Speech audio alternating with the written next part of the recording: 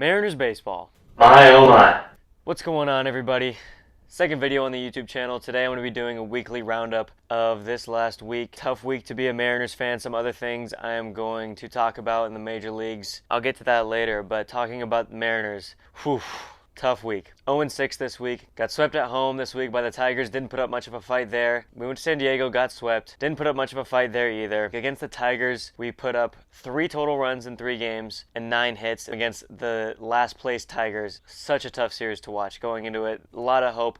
Coming off a 3-game win streak against the Indians where we put up a lot of runs, looked really good on both sides of the ball, and then going into that Tigers series and just doing nothing. Not to mention getting no hit against Spencer Turnbull. I talked about that in my last video. You can check that out. I'll link the description below, talking about how pitchers have been dominating this year. And we made Spencer Turnbull look like the future Cy Young winner.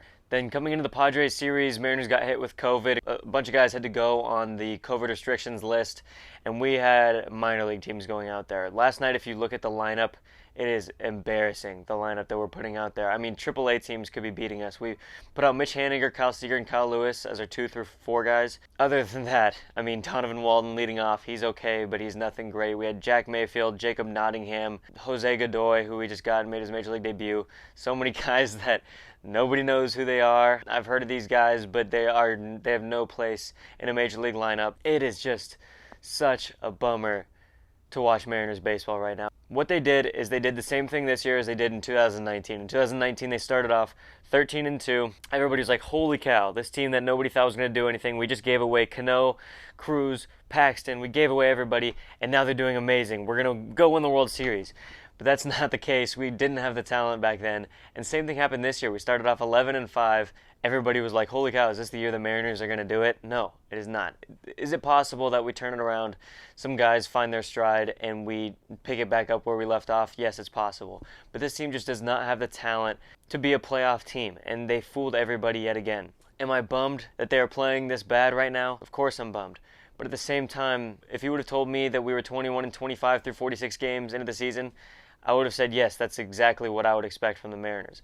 I did have them going 83-79 in my preseason predictions, so I did have them a little bit above that 500 clip. But with COVID hitting the team, with a bunch of guys going down to injuries, we had a ton of pitchers going down to injuries. There's not much more we should expect from the Mariners team that we have right now. We have so much talent in the minor league system. When Jerry Dipoto did a yard sale in 2018, the plan wasn't to make the playoffs and be a World Series contender in 2020. Would that have been the hope?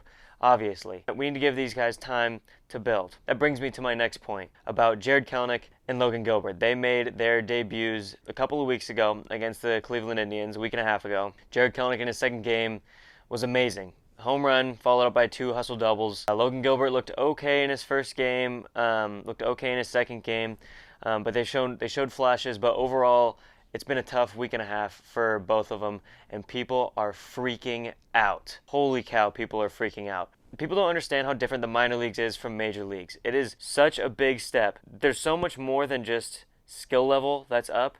It's routine changes. It's you're in a big ballpark. You're being watched by thousands of people. There's so much more pressure. There's so many more things that factor into it. Give these guys time. I can guarantee you Jarred Kelenic is going to turn around. He's not going to struggle this much forever. People are acting like he's Mike Zunino. He's not, okay? Should he have gotten more time in AAA? I think he should have gotten a little more time, gotten his feet wet. He went off his first week, but it's only a week of playing time. Get him some more reps. At the same time, everybody was yelling at management to call him up. Everybody was saying, call up Kelenic, the offense is struggling. Call up Kelenic, we need a spark. Call up Kelenic, he's ready. All this kind of stuff. He gets called up, struggles for a week, and everybody says fire service. You have to pick a side. You can't say call him up as soon as possible, he's ready, and then as soon as he struggles for a week, call him out already and say that he's done for, we ruined his development, service needs to be fired. I get it, Mariners fans.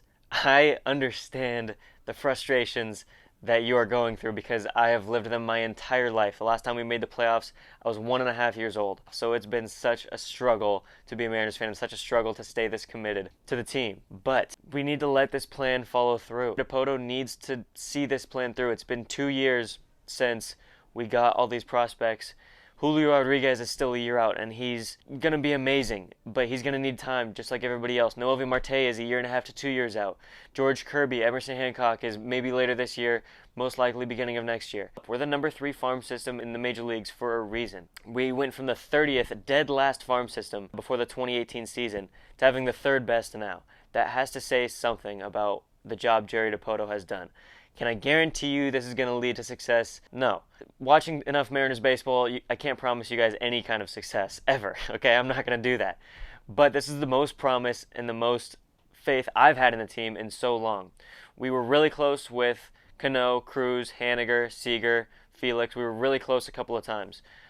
But you can't buy wins when you're not the Dodgers, when you're not the Yankees, when you're not those teams. We don't have that kind of salary. We were able to buy them, and we were able to contend, but that team was never going to make the playoffs because we couldn't build a good enough team around them. Moral of the story, give this team time. This season is going to be way less about team success and way more about player development. One thing early in the season that has been more troubling to me than our record is Kyle Lewis is struggling a lot more than he did last year. We need to see, obviously, Jared Kelenic and Gilbert develop, but that's going to be later on in the season. If they struggle for the next month, is it going to be a little worrisome? Yes, but I'm not going to panic because it's their first month in the major leagues, and that's what guys do. They struggle when they first get called up. Justice Sheffield needs to improve. Kikuchi's already seen improvement. Dunn has seen improvement. But we just need to see player development from these young guys. That's what we need to focus on. We can't be focusing on making the playoffs this year. It's not going to happen. Give these guys time.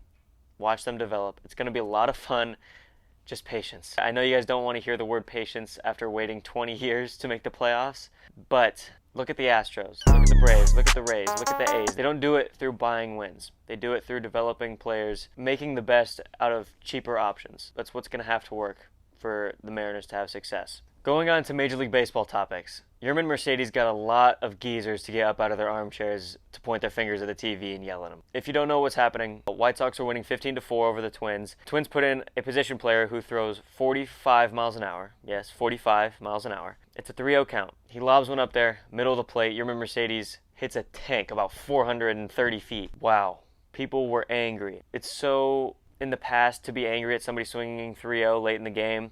When Tatis did it, he hit a grand slam 3-0 when the team was up by 7 a couple years back, and people went berserk. People thought he was the meanest player of all time. They're paid to play baseball. They're not paid to cater to the other team's feelings. Do you want to see people taking and trying to get out? Why can't they try to get on base? It doesn't make sense to me. He did get the take sign, and when you get the take sign from your coach, you're supposed to take. So I understand the team's frustrations, but Tony La Russa went so far and beyond what he should have done. After the game, he said it was a mistake on his part. He's going to suffer consequences within the family. And then the next day, the Twins threw at him because of the 3-0 home run. And Tony La Russa backed up the Twins. Huh? He said, yeah, I don't see a mistake in them throwing at him. That is ridiculous. Back up your players no matter what. Did he make a little bit of a mistake in terms of not following the take sign? Yes, but should he be thrown at for playing baseball? He didn't show anybody up. He didn't bat flip. He didn't yell at anybody. He hit a ball. That's what you're supposed to do. That's the name of the game. Tim Anderson backed up Mercedes. Lance Lynn backed him up. His teammates are there for him because they know he wasn't in the wrong. The last thing I'll talk about in today's video is Shohei Ohtani. Stephen A. Smith was asked, is he the best show in sports right now? He said all this leading to the fact that he thinks that Steph Curry is the best show in all of sports, but he downplayed everything that Shohei Ohtani is doing. I mean, just stop the presses. He's got the 14 home runs. He's batting 271, not 371, not 471. He's batting 271. He's acting like a 271 average is bad. It's not. It's not amazing. But when you're leading the American League in home runs, when you have a 2.37 ERA on the mound, when your OPS is 938 at the plate, top 15 in the whole league, I mean, he's a top 10 hitter and a top 10 pitcher right now in the American League. That is amazing. We haven't seen that ever. I mean, you know, you can talk about Babe Ruth and all that stuff, but the competition today is so difficult. For him to have a 2.37 ERA, 14 bombs, hitting 271, whatever, I mean, that is amazing. The show that he's putting on right now is insane. It's ridiculous. And for Stephen A. Smith, I mean, I know his job is to be crazy and have these wild takes and make people riled up like me. But for him to say that he's hitting 271, not 371, not 471, Yeah, dude, nobody's hitting 471. Nobody is really hitting 371, but he's hitting 271, 14 bombs, and dominating on the mound. What else do you want from him? To me, he's the best show in sports right now. As much as I'm salty that he didn't sign with the Mariners because everybody thought he would when he came over from Japan in 2018, he's made about every team hate facing him that he's faced in the American League because he dominates on both sides of the ball, and it is just so fun to watch. I really hope he keeps this going. I think there's no doubt he's going to be a top 3 MVP candidate if he's able to stay healthy this year. If he's able to put 30 bombs and have a 3 ERA or below, to me that's most valuable player guaranteed. He's going to be a Cy Young nominee and a Silver Slugger nominee. He's the best show in sports right now. To me, there's no debating it. That's going to wrap up the video today. I hope you enjoyed everything I talked about. If I missed out on anything, if I got anything wrong, let me know in the comments. If there's anything you want me to talk about in the future, leave it down below. Like the video if you enjoyed this content, and subscribe if you want to see more. I'm going to try to upload 2 times a week, so a bunch of baseball content coming your way. So subscribe if you want to see all of that. Thanks for watching, guys. Peace.